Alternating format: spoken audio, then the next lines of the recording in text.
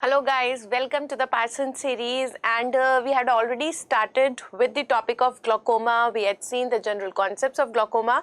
Now today we are going to start with the primary open angle glaucoma, and I think this is the most important glaucoma because it is the most common also clinically. When you are seeing the patients of the glaucoma, this is the most common type of glaucoma that you come across. Now if you look at these patients, this characteristically has an adult onset and it is bilateral, almost symmetrical. Now when they say almost symmetrical, that largely means it is asymmetrical, means we do not get exactly similar changes in cases of the glaucoma in both the eyes.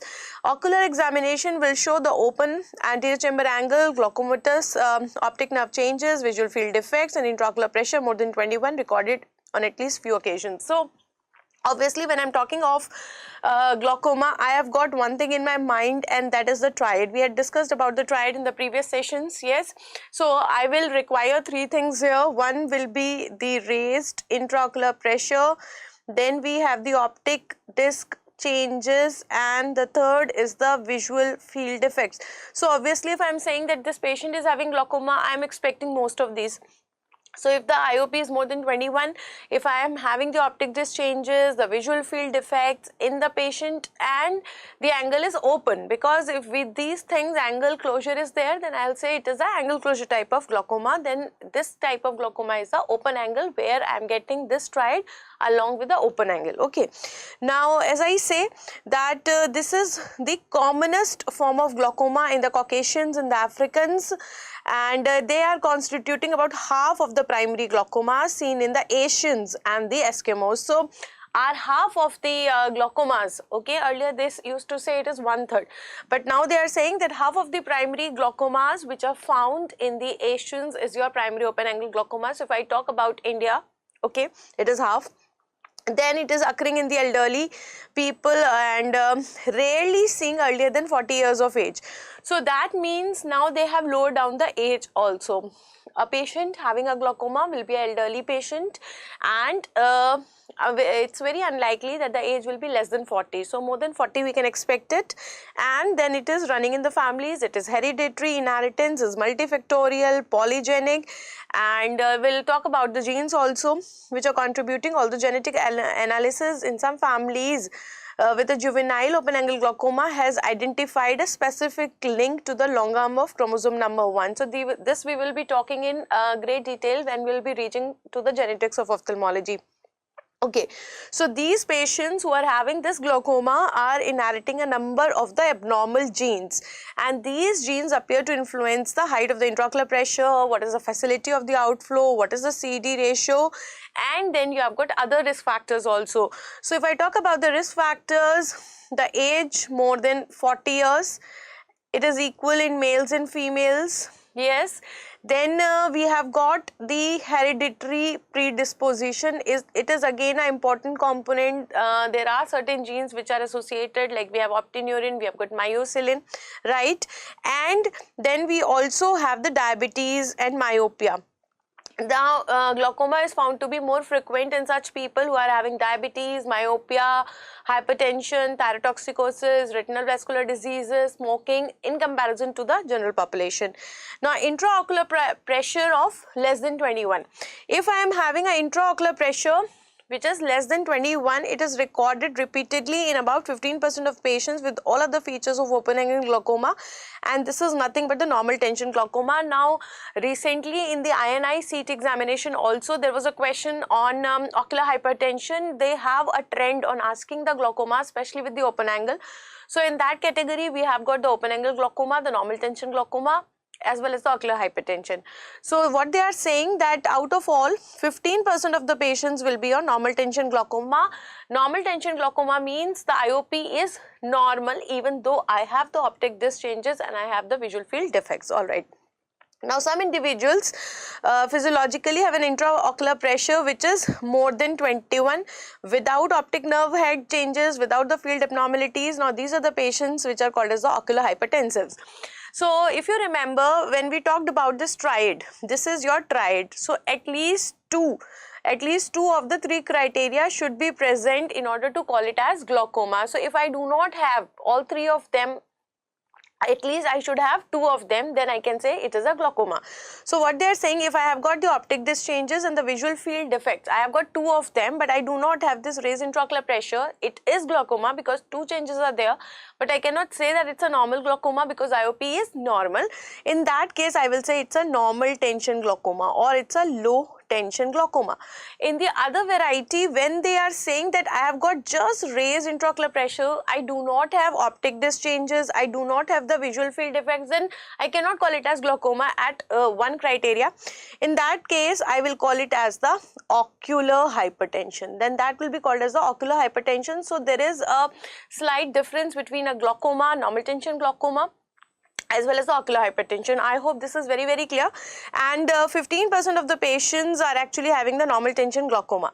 Now, the patients with the optic nerve head changes and suggestive of glaucoma, but without a raised intraocular pressure or the visual field changes, these are called as the suspects. There is another term which is the open angle glaucoma suspect. Suspects means, suppose they say that one of them, like if I was having one of them of the triad that was only the raised intraocular pressure, then it was the ocular hypertension. Now take another situation where I have got this IOP, I have got the optic disc changes and the visual field defects. Now they are saying that I have got just this optic disc changes which are suggestive of the glaucoma without a raised intraocular pressure, without the field changes. Now what to say these patients? We have discussed the other thing. Then they say that these patients are the suspects. If I am having the optic disc changes which are very, very evident of the glaucoma, then I will say that these are suspects because they are not having a raised intraocular pressure, they are not having the visual field defects. Alright. Now let us talk about the pathogenesis. See, if I talk about the pathogenesis, the rise in intraocular pressure is actually related to the increased resistance to the outflow of the aqueous at the trabecular meshwork, and that too at the juxtacanalicular region. See, there can be 2 reasons of glaucoma. Yes, whenever I have got a raised intraocular pressure, right, most of the times we have the glaucoma due to the raised intraocular pressure. Now if I have this raised intraocular pressure, you have to understand that I will have more of aqueous humor. Yes. Now this more of aqueous humor can be due to 2 reasons, either there is more formation or there is less drainage. So most of the times it is due to the less drainage. Whenever I have got less drainage of this aqueous humor, I will have glaucoma, and you know that 90% of this drainage is taking place through the trabecular meshwork. 90% is through the trabecular meshwork. So that is why the most common cause of this glaucoma is actually when I am having the resistance at the level of trabecular meshwork. Now if you look at the pathway from this trabecular meshwork, suppose this is your trabecular meshwork which is present at the angle of anterior chamber, where it is going? It is going to a oval canal which is called as a Schlemm's canal. From there it is going to the aqueous vein, and from there it is going to the episcleral vein. This is the route. Now the juxtacanalicular meshwork is the area where I am having maximum resistance to the flow of aqueous humor. What does this mean? This means that the area of this trabecular meshwork, if you can see here, the area of this trabecular meshwork which is actually opening into the Schlemm's canal, that is juxtacanalicular, that is near the canal, and that is giving us the maximum resistance to the flow of aqueous humor. So that is why whenever we are doing surgery, we are giving incisions, we are giving the opening, that too we are giving at the opening of this trabecular meshwork to the Schlemm's canal. The reason is pretty simple, that this area is giving you the increased resistance to the outflow at the level of the juxtacanalicular meshwork. In part, this can be due to the trabecular sclerosis. Trabecular sclerosis, and this sclerosis is actually the age related changes, and that is why we say that the most common reason why we get the outflow in the aqueous humor, this blockade in the flow of aqueous humor at the level of the trabecular meshwork in cases of open angle glaucoma is due to the sclerosis. Sclerosis means we have got thickening at the level of the trabecular meshwork. Okay. Now we talk about the clinical features. Now again, clinical features are important because this open angle glaucoma is very, very similar in presentation as that of the cataract. So whenever a patient of elderly age group, maybe a male, maybe a female, is coming with the gradual paleness, progressive diminution of vision, the two things that at once strike our mind is the senile cataract and this open angle glaucoma. So you have to actually, take note of those features which are same in the both the conditions and those features which are actually different also, so that you get to know that whether it's cataract or whether it's glaucoma. So they say that it is generally asymptomatic in the beginning and patients will have the non-specific complaints. Now because this is a progressive condition, a very gradual condition, so usually you do not have any specific signs, just the non-specific one. So the non-specific things that we can have is a headache, frequent change in the presbyopic correction, noticing a blind spot or scotoma, especially if it is present in the inferior part of the field, and difficulty in the dark adaptation. Now let us see them one by one. What is the basis of these changes actually, why we are having these symptoms? The reason is that this patient is basically having the increased intraocular pressure. Pressure is very, very high. Now due to this pressure, what is having, there is a problem with the ciliary muscle. There may be ischemic changes in the ciliary muscle, so muscle is not able to act to its fullest power, and therefore there will be difficulty in accommodation. There will be difficulty in the accommodation. Now because we have got difficulty in accommodation, what is going to take place? There will be problem with the presbyopic correction. So a very important thing, while in cases of the cataract we have got the frequent changes in the distance correction, here I am having the frequent changes in the presbyopic correction. We are having a blind spot or the scotoma that is present in the inferior field. We are also having difficulty in the dark adaptation because usually we have got scotomas which are extending from the periphery towards the center. So in the periphery also what cells we have got? We have got rods, and these rods are affected, which are leading to difficulty in the dark adaptation. Alright, now to make a diagnosis of open angle glaucoma, even if you are having a normal or open angle confirmed by the gonioscopy. Okay, how to make a diagnosis of open angle glaucoma? You have confirmed that the angle is open, and obviously that will be confirmed with the gonioscopy. So what could be there? So we have got the optic disc changes, we have got visual field effects, we will see that. So if you look at the optic disc changes, what are the changes that we are going to get in cases of glaucoma? So if you see the normal optic disc, you will have a reddish optic disc that will be circular in color, shape, and reddish or pinkish in color, and then we have got a cup shaped depression in the center. Now actually why do we have this cup shaped depression in the center? If you remember, I told you before also, it is something like this, because one of the layer of the retina continues to form this optic nerve. So suppose this is a sclera, and through the sclera this optic nerve fibers are coming out.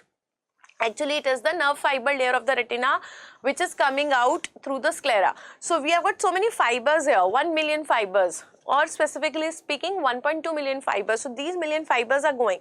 So they are making perforations in the sclera and they are going out. And in the center we have got this hollow depression. Can you see this? In the center we have got this hollow depression. So actually this hollow depression is actually called as a cup, where I do not have any fiber, and that is why if you look at the nomenclature, this is your cup and this is your disc, right? And what is the CD ratio? What is the CD ratio? Means what is the ratio of the diameter of the cup upon the diameter of the disc.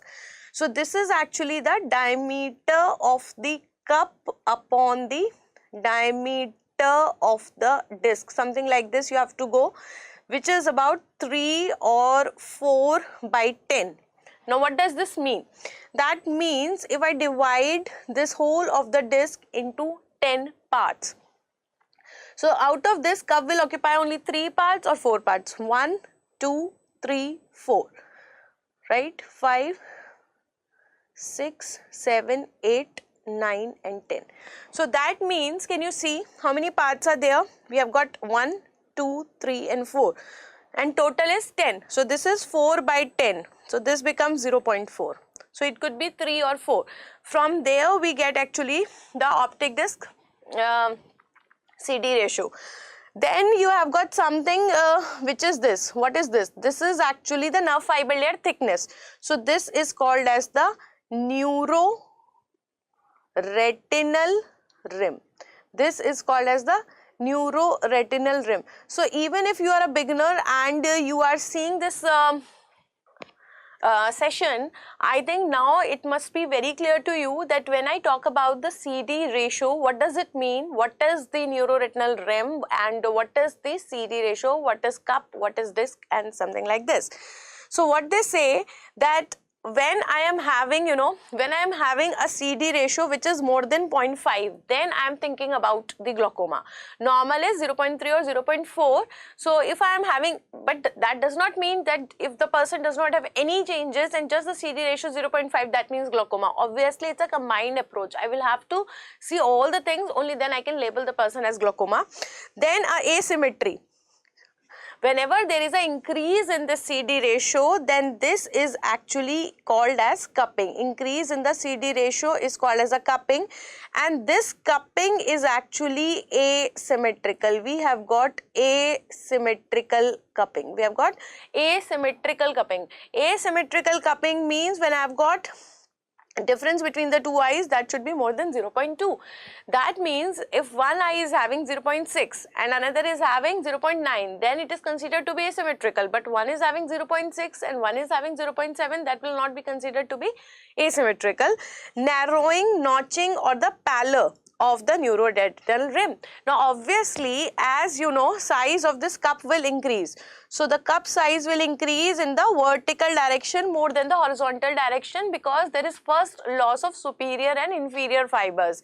See, what do you mean by atrophy? Atrophy means that the fibers of the optic disc are getting affected, getting ischemic, and they are dying. How they are dying? By the apoptosis.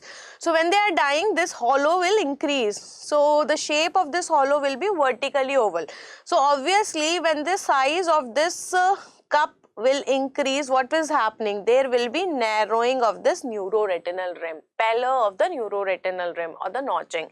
So this will go hand in hand. We will have the changes where I am having the increased size of the cup, I have got cupping, I have got vertically oval cupping, I have got asymmetrical cupping, difference of at least 0.2, and I also have the narrowing of the neuroretinal rim.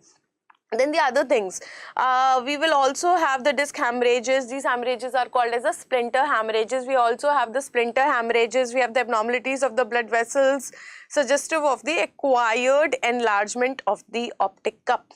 So we are also having some changes in the vessels that we will be discussing. We will have the nasalization of the vessels, bionating sign.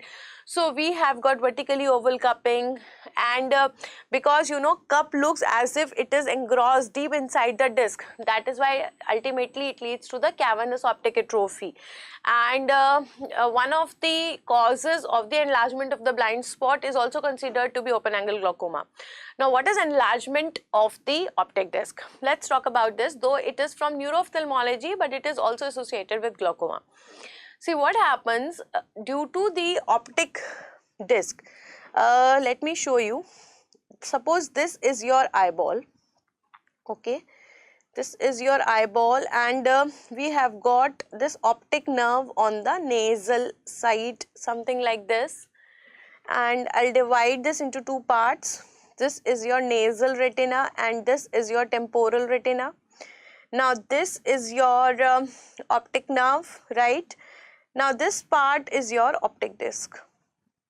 Optic disc is nothing but the optic nerve head which you are seeing from the front, and this area is a hollow which is not forming any image. Now this nasal retina will correspond to the temporal visual field. This will be corresponding to the temporal visual field, while temporal retina will be corresponding to the nasal visual field. Okay, if you look here.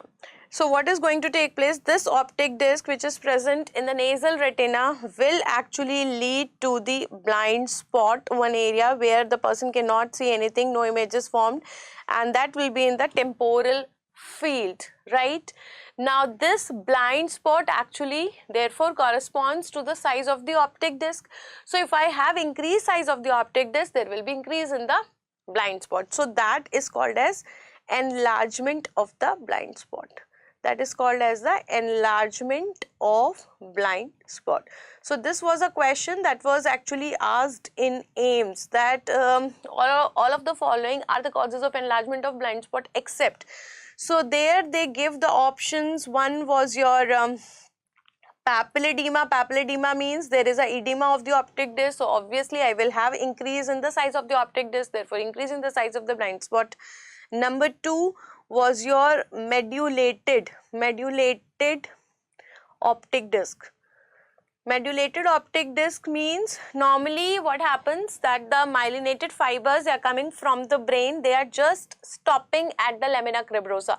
Lamina cribrosa, I hope you remember, the area of the sclera through which the optic nerve fibers comes out. Now in cases of the myelinated optic nerve fibers or the medulated optic disc fibers, it is going up, inside also, and they are forming a sheath around the optic disc. That will again give you an impression that there is an increase in the size of the optic disc and there will be enlargement of the blind spot. Number 3 was your open angle glaucoma. Now, so in the open angle glaucoma, there is a apparent increase. There is an apparent increase in the size of the blind spot, not the real increase. It gives an impression due to the increased size of the cup. It gives an impression that there is enlargement of the optic disc that will lead to the increase in the size of the blind spot. And 4th was your hypoplastic optic disc. Hypoplastic optic disc. Now hypoplastic means there will be decrease in the size of the optic disc. We are having small size optic disc, so obviously you will not get the enlargement of the blind spot here, and that was the answer. So I hope now you have understood why glaucoma was not the answer. Even I'll not take the name. I have seen certain faculties have also told this answer that the answer is open angle glaucoma there. I am not convinced with it, because one of the options was also the hypoplastic optic disc. So certainly hypoplasia means smaller size of the optic disc, and that will certainly not give you the enlargement of blind spot. Okay. Alright.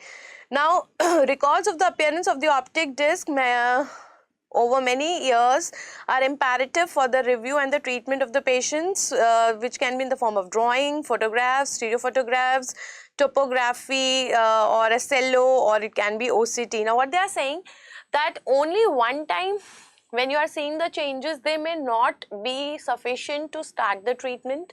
Obviously you will have to review these changes from the previous ones. You will have to compare that whether or not these changes have taken place. Okay. Only then you will label this patient as a patient of the open angle glaucoma. So obviously many things are important. You must see all the changes of the optic disc here. Now the vessel changes they mentioned, but they have not told you. So let's see the vessel changes also. So what happens, suppose this is your optic disc here, and I am going to make a large cup because we are dealing with the patient of glaucoma here. So this patient of glaucoma, earlier it was like this, and now there is an increase in the size of the cup, and it was a vertically oval cupping because of the selective loss of the fibers first in the superior and the inferior direction. That is why we have got vertically oval cup. Now what happens, we have got a central retinal artery which is giving you 4 end arteries, something like this. We have got 4 end arteries. So 2 are on the nasal side, supranasal and infranasal, and 2 on the temporal side, supratemporal and the infratemporal are there. Now what is happening? There is an increase in the size of this optic cup. Okay, so slowly and gradually these vessels, you know, they are actually moving towards the nasal side. So when they are moving towards the nasal side, they are bending. They are taking a bend from the temporal side and going towards the nasal side. So how they are doing it, if you see, they are bending, going backward, moving on the optic disc surface. Can you see this? They are again coming out and bending towards the nasal side. Here also they are going back, they are moving on the surface of the optic disc on the posterior side, coming out and bending. So it is something like this, something like this. Can you see? So you have got double bending. One bend is present here, one bend is present here. So this is called as double bending. Either I can call it as double bending, or it is also called as Z bending due to the shape. It is called as the double bending or the Z bending. This is also called as the nasal shifting. This is also called as the nasal shifting of the blood vessels, and due to this, right, due to this it looks like a shape of a bayonet. So this is also called as the bayoneting sign. This is also called as the bayoneting sign. So we have got the double bending or the Z bending, the nasal shifting of the blood vessels, and the sign is called as a bayoneting sign, where it looks as if the vessels are broken off because they are bending on the posterior surface of the optic disc. You cannot see them from the anterior side. So on the anterior side they are hidden. So this area is not seen, right? This area you cannot see. When you cannot see this area, what is happening? You can see it only here. So it looks as if this area, this much area is broken. That is why it is called as bayoneting sign. Alright. Now next we come to the what you called as the visual field changes. Visual field changes consistent with the glaucomatous defects means as more and more optic nerve fibers are going on affecting, obviously the visual field will also constrict. So if I show you a brief one, suppose this was your visual field. Suppose this was the visual field. Okay, I have made it horizontally oval because there was a selective loss of superior and inferior fibers, and what we are left is the horizontal field, and then we have this central field also. Suppose this is the total one. We have got the total peripheral field, and this is the central field. So when it starts affecting, you know, when we have got the scotomas, these scotomas are actually starting from the periphery.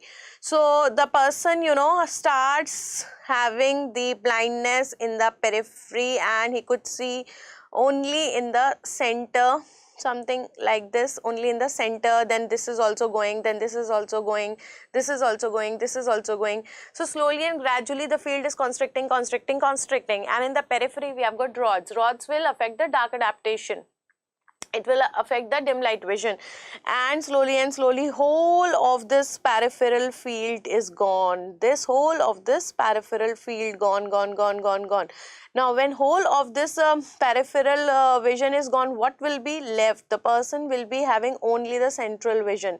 Now this person when having only the central vision, it would look something like this. So when this person is seeing the things, he could see only in the center. This kind of a vision is actually called as the tunnel vision. This kind of vision is actually called as a tunnel vision or the tubular vision, as if the person is seeing through a tunnel or a tube. As if the person is seeing through this tunnel or a tube. So this person can see only in the center, not in the peripheral area. This is called as a tunnel vision or the tubular vision. So as you know, the visual field defects will progress. Obviously this person will have more and more central vision left, and it will come under the DD of tunnel vision or tubular vision. So optic disc changes and the visual field defects will go hand in hand. Alright. Now next we move to the IOP. If I talk about the IOP, more than 21 mm or more than one occasion, there could be asymmetry of the IOP, more than 5 mm between the two eyes. Now here actually they are talking about the diurnal variation. They are talking about the diurnal variation. Now what is this diurnal variation? As the name suggests, this is diurnal. So normally also if you take the IOP of a person at 2 times of the single day, one in the morning, one in the evening, then we will have a difference. This is called as a diurnal variation. Now normal, if I am talking about the normal diurnal variation, then this is up to 5 mm of mercury. Normal is only up to 5 mm of mercury. If I am having within this, then it's normal. If it is something between 5 to 8, then this is called as the borderline. Okay, I cannot consider it to be glaucomatous, I cannot consider it to be normal. And if it is more than 8, then it is actually, you know, characteristic or diagnostic of the primary open angle glaucoma. So this is again very important, that we can even diagnose this open angle glaucoma on the basis of the exaggerated difference in the diurnal variations. Alright. Now if I talk about the retinal nerve fiber layer. Okay, so let's talk about the retinal nerve fiber layer. We can also have the defects in the retinal nerve fiber layer, and why? Because nerve fiber layer is the layer which is continuing to form the optic nerve. You can see this changes very easily with the help of RNFL, OCT. Optical coherence topography we can do, and of which layer, RNFL layer we are doing, we can easily see. And what we are doing it from the two poles, the superior pole and the inferior poles, from the superior and the inferior poles, and they are best done after the dilatation of the pupil. So usually these people are sent for the OCT RNFL to see the thickness of this layer and what are the differences, how much layer has been thinned out, especially from the superior and inferior pole, and then we see in the red-free filter. Alright. Now after you have made all these things, you have made the diagnosis, now we will come to the management part. Now looking at the management part, see, the damage to the optic nerve is irreversible. I think this is the most important aspect of this disease, that it is irreversible. So though it is less common than the cataract, but more severe, because every part of the vision which is gone through due to the cataract can come back. But even 1% visual acuity which is decreased and affected by the glaucoma will not come back. And therefore it is imperative to detect the glaucoma early so that visual morbidity can be avoided. Patients at the risk of glaucoma, like the first degree relatives, the diabetics, the myopes, they should undergo regular screening after the age of 40 years. So basically every person who is more than 40 should always be screened to rule out glaucoma, where the things are unavoidable and not curable, okay, which are neither preventable nor avoidable and not curable, we can say. These things should always be undergoing the regular screening. So any person who is more than 40 years have the risk of glaucoma and should be properly screened for. Now as it is chronic, it is insidious, the patient requires close follow-up throughout the life. You have to carry on it. A good baseline evaluation, record of all the parameters. Now what are the things that you have to look in the screening? You have to look for the intraocular pressure, the perimetry, optic nerve head evaluation, gonioscopy over the years. So if they ask you what are the things that one should do in order to evaluate the glaucoma, IOP also, optic disc changes also, the visual field effects ke liye perimetry, right? Then the gonioscopy. Gonioscopy we have added in order to see the angle also. Now repeated gonioscopic examination would identify the eyes in which the use of miotics or the age-related thickening of the lens causes narrowing of the angle. Repeatedly gonioscopy, why I want to do it? Suppose I have done gonioscopy one time, I have seen that this angle is open, then why I wanted to see the gonioscopy again and again? Because I want to see that because of the glaucoma, if I am using the miotics again and again, or there is a age-related thickening of the lens, that is also causing narrowing of angle. So these factors have to be ruled out. Now glaucomatous damage generally tends to occur over the years and not the days, okay, or the weeks. So we have actually the time, ophthalmologists have a time to intervene, modify and slow the progression of this disorder. So the good thing is that it is not sudden. It will not occur in days, it will not occur in weeks, it requires months and years. So if you have screened it and you have found out that there are certain changes, we have got the risk factors also. So we have the time to modify the disease and we can slow down the progression of the disease. The following important features should be documented. The intraocular pressure should be recorded at the initial presentation, okay, is probably that at which the damage of the optic nerve head started, okay.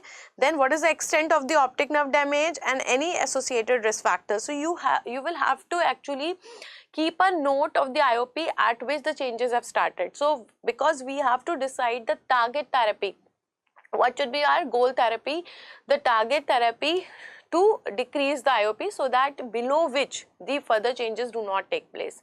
So how we are able to decide what should be the target IOP? For that I require the IOP at which the changes started. Then what was the extent of those changes? And third, if any risk factor is also present.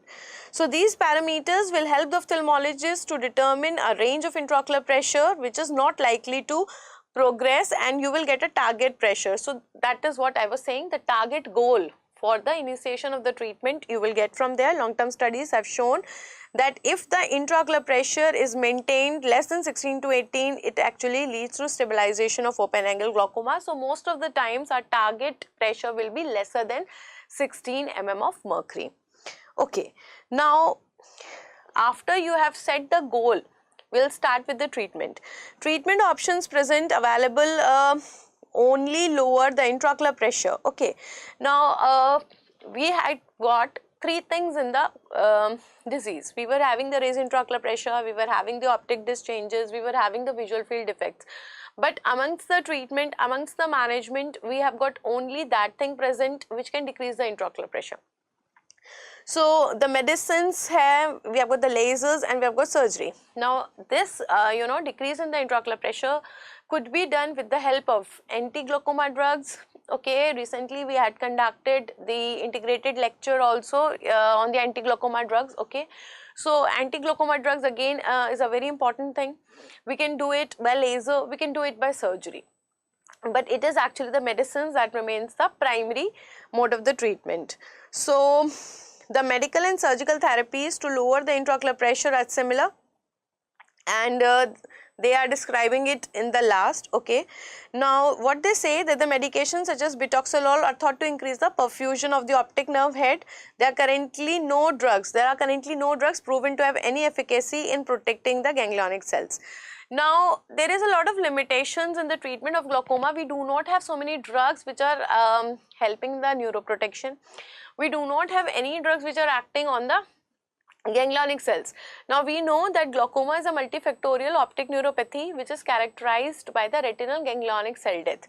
Means in the glaucoma we have the retinal ganglionic cell death. So obviously we would require certain drugs which will be acting on the level of these ganglionic cells, but we do not have. Okay, so basically the treatment that is available in the glaucoma is very limited. The role of these drugs is very limited. They are just acting on decreasing the intraocular pressure. Now decreasing the intraocular pressure means decreasing the aqueous humor.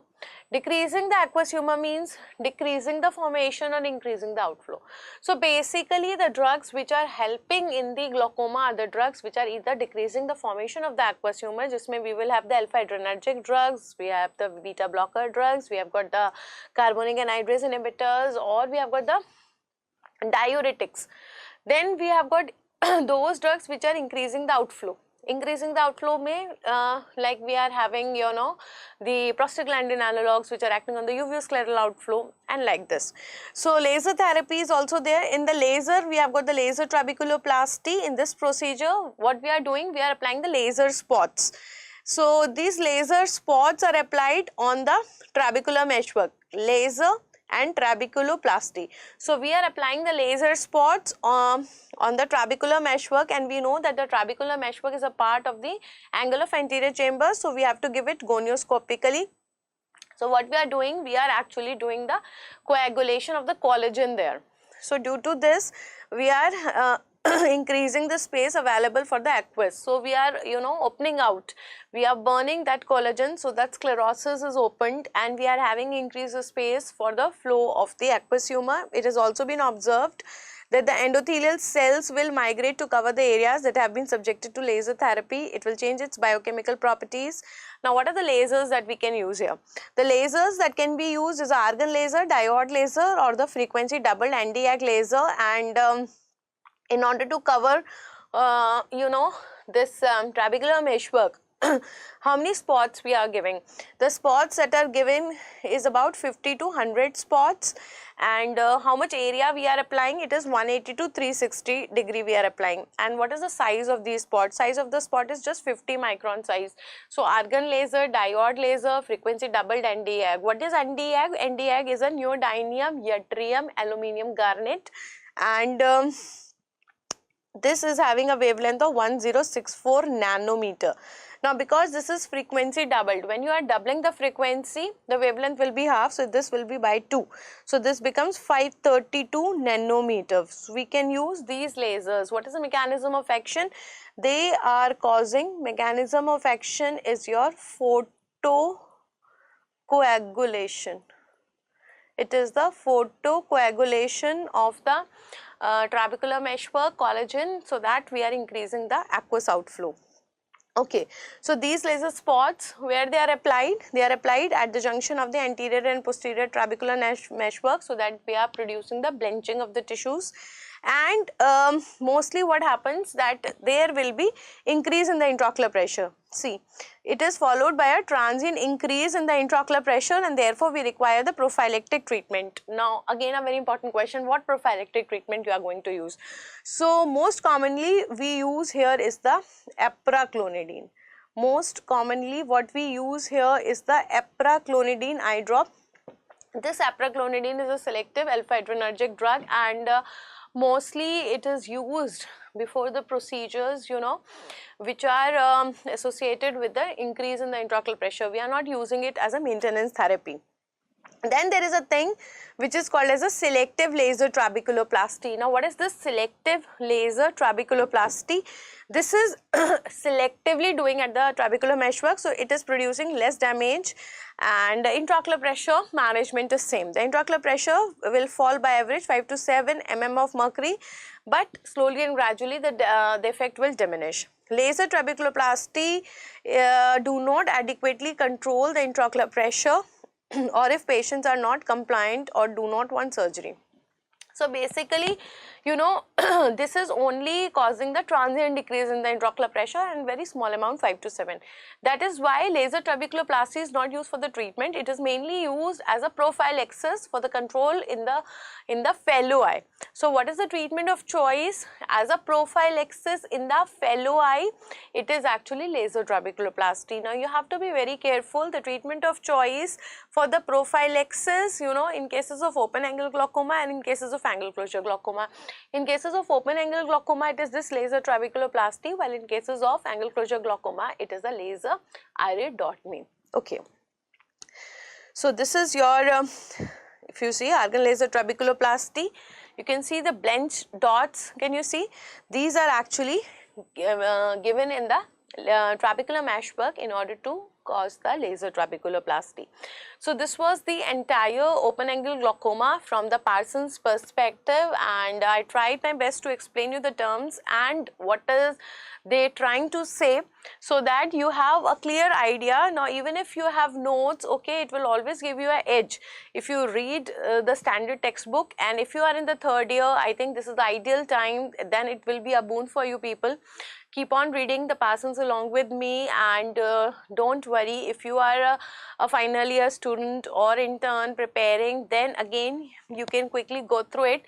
You don't have to, you know, invest so much of time reading Parsons by yourself, and you will quickly have the pearls of the Parsons too. Thank you and happy ophthalmology.